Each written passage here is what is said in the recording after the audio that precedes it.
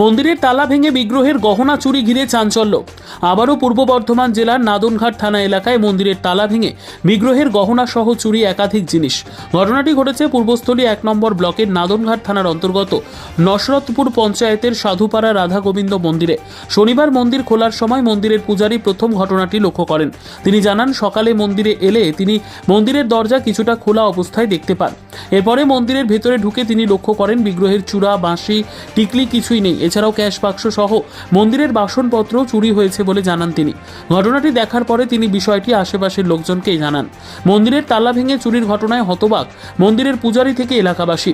উল্লেখ্য, এই নিয়ে বিগত কয়েক মাসে নাদনঘাট থানা এলাকায় বেশ কয়েকটি মন্দিরে চুরির ঘটনা ঘটেছে।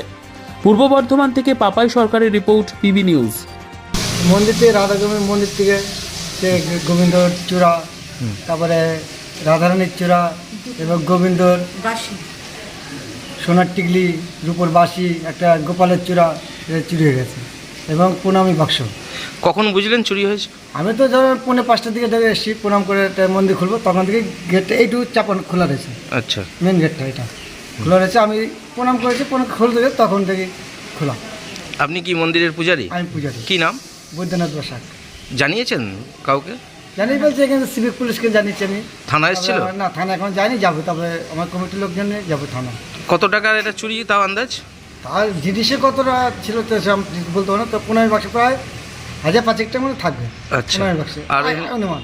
আর সোনার টিকলি ফিকলি কোনো দাম বলতে পারবেন ওগুলো না? আমি দাম বলতে পারবো না। আচ্ছা তারপরে দুখানা মনে হয় বালতিও নিয়ে গেছে, সিসার বালতি। আচ্ছা, এটা কোন জায়গা? কোথায়?